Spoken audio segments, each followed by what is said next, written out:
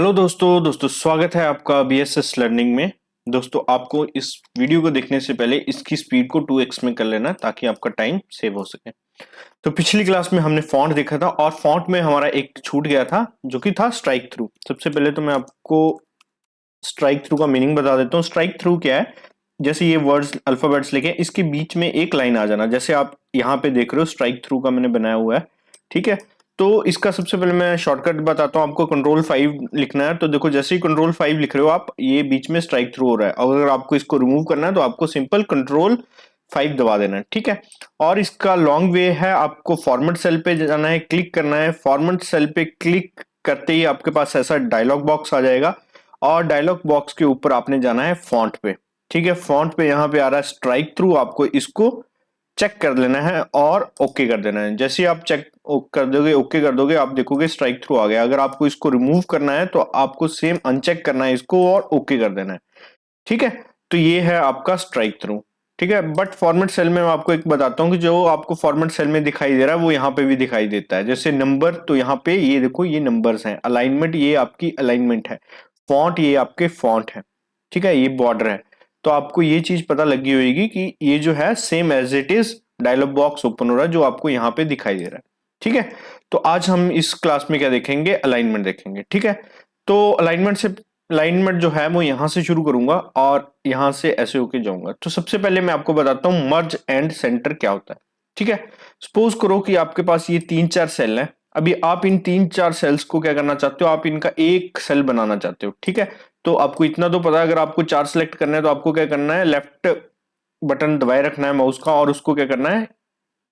Drag कर देना है। ठीक है, तो अब मैं ये चाह रहा हूं कि ये 4 का मेरे पास एक सेल बन जाए या 5 सेल का मेरे पास एक सेल बन जाए। तो मुझे क्या करना है? इनको सिलेक्ट करना है और उसके बाद जाना है मर्ज एंड सेंटर में।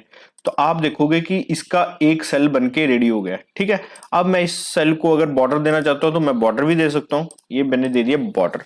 ठीक है, तो ये है, अगर आपको एक से ज्यादा सेल को अगर मर्ज करना है तो आप कर सकते हो। आपको यहाँ पे एक मर्ज का आप एग्जाम्पल देख सकते हो कि मैंने वर्टिकल और हॉरिजॉन्टल मर्ज किए हैं। ठीक है, मैं एक आपको वर्टिकल वाला भी दिखा दिया और एक हॉरिजॉन्टल वाला भी दिखा देता हूं। देखो आपको कुछ नहीं करना है, सिंपल सेलेक्ट करना है और मर्ज एंड सेंटर करना है। ठीक है, तो ये देखो ये आपका हो गया हॉरिजॉन्टली मर्ज और ये हो गया आपका वर्टिकली मर्ज। तो मैंने आपको दोनों मर्ज दिखा दिए। ठीक है, अब मैं सपोज करूं कुछ भी लिखता हूं, इसमें हेलो लिख देता हूं। ठीक है, हेलो लिखा, तो अभी आप देख रहे हो कि ये हेलो जो है ये नीचे है। ठीक है, तो अगर आप इसको मिडल में लेना चाहो या टॉप में लेना चाहो तो आप कैसे इसको कर सकते हो? तो आपको सबसे पहले सिलेक्ट करना है और ये जो 3 ऑप्शन देख रहे हैं आप, इससे आप टॉप बॉटम, टॉप मिडल और बॉटम कर सकते हो। ठीक है, तो अगर आप टॉप में करना चाह रहे हो तो आपको क्या करना है? सिंपली टिक कर देना है टॉप पे। तो आप देख रहे हो कि ये टॉप वाला हाईलाइटेड भी हो गया, तो और आपका टेक्स्ट भी टॉप पे चला गया है। ठीक है, अगर आपको इसको मिडल में करना है तो आपको क्या करना है? सिंपल मिडल पे करना है। तो आप देखोगे यहां से हटके ये चीज यहाँ पे आ गया, एक रेक्टेंगुलर बॉक्स जो कि हाईलाइटेड है। ठीक है, और अगर आपको इसको सबसे बॉटम में करना है तो आप इसको बॉटम पे भी कर सकते हो। ठीक है, तो इस तरीके से आप इसको वर्टिकली अप एंड डाउन कर सकते हो।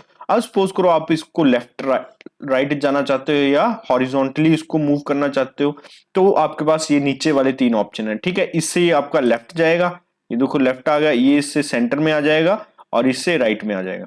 ठीक है, अब आप सपोज करो मैं ऐसे कर देता हूं, अभी ये बिल्कुल सेंटर में आ गया। ठीक है, अब बट आप चाहते हो नहीं मेरे को थोड़ा सा इधर चाहिए और, है ना, तो आपको इस वाले ऑप्शन से थोड़ा सा इधर हो जाएगा। ये जो 2 ऑप्शन है ये लेफ्ट राइट भी कर देते हैं। ठीक है, तो इसके अकॉर्डिंग भी आप अपना एडजस्ट कर सकते हो। ठीक है, तो आशा करता हूं कि आपको वर्टिकल और हॉरिजॉन्टली कैसे टेक्स्ट को आगे पीछे करना है वो आ गया होगा। ठीक है, मर्ज सेंटर भी आपको आ गया। अभी आपको सपोज करो ये जो हेलो है इसकी रोटेशन ऐसे करनी है थोड़ी। अभी बिल्कुल सीधा लिखा है, वर्टिक हॉरिजॉन्टली लिखाया गया है, बट आपको थोड़ा सा इसको एंगल पे बनाना है। तो आपने क्या करना है? सिलेक्ट और इसमें ओरिएंटेशन में जाना है आप। ठीक है, जैसे ये है आप इसमें जाओगे और काउंटर है, तो ये देखो कैसे हॉरिजॉन्टली हो गया। आप इसको भी कर सकते हो सेम। ठीक है, अब आपको मैं एक चीज दिखाता हूं। सपोज करो आप ये सिलेक्ट कर रहे हो और यहां पे जा रहे हो, तो ये आपको नहीं दिखा रहा है सिलेक्ट करने का ऑप्शन। तो उसका सिर्फ और सिर्फ यही रीजन है कि आपने इनमें से कोई सिलेक्ट किया। पहले इसको सेंटर पे करो, आप देखो आपके पास ये सारे आ जाएंगे। ठीक है, अभी इसको ये देखो ऐसे कर सकते हो आप। क्लॉकवाइज कर सकते हो। ठीक है, ये एंटी क्लॉकवाइज होता है। ठीक है, ऐसे एंटी क्लॉकवाइज होता है और ऐसे क्लॉकवाइज होता है। ठीक है, और अगर आप इसको हटाना चाहते हो तो सिंपल इसी सेम उसी के ऊपर क्लिक कर दो। आप वर्टिकल करना चाहते हो तो वर्टिकल भी आ गया। ठीक है, तो इस तरीके से भी आप इसको यूज कर सकते हो।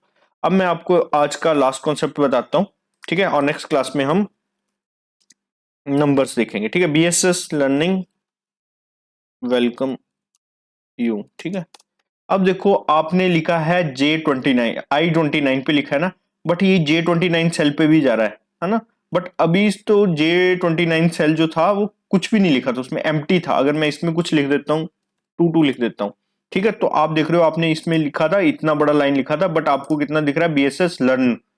ठीक है, तो अभी आप क्या चाहते हो कि आप इसको क्या चाहते हो कि ये पूरा दिखे एक सेल में, है ना। तो मैं क्या करूंगा, इस पे रैप टेक्स्ट।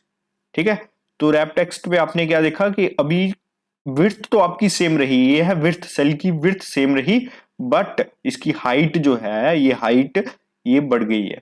ठीक है, विड्थ सेम रही और हाइट बढ़ गई। अभी मैं अगर रैप टेक्स्ट को अनचेक करूं तो फिर आप ऐसा देखोगे। तो ये केवरी कहाँ पे, या तो आप ऐसे भी कर सकते हो, इसको इसको लेफ्ट क्लिक करके ड्रैग करो, जितना आपका लंबा है उतना कर सकते हो। बट केवरी क्या होता है, आपका सिर्फ एक ही लाइन, एक ही सेल में जो आपने लिखा वो लंबा है, बाकी सारे छोटे हैं, तो उसमें आप सारों को इतना इतना स्पेस लोगे तो वो सही नहीं लगेगा। तो इसलिए क्या करोगे, आप इसको रैप टेक्स्ट कर दोगे। ठीक है, तो आशा करता हूं कि ये चीज समझ आई होगी आपको। अब नेक्स्ट क्लास में मिलते हैं नंबर्स के साथ। ठीक है, तब तक के लिए धन्यवाद। अगर कोई भी सजेशन है तो आप जरूर कमेंट कीजिए, मैं उसको इम्प्लीमेंट करूंगा। और अगर कोई प्रॉब्लम है तब भी आप लिखिए, उसका भी मैं कमेंट पे रिप्लाई दूंगा। तब तक के लिए धन्यवाद।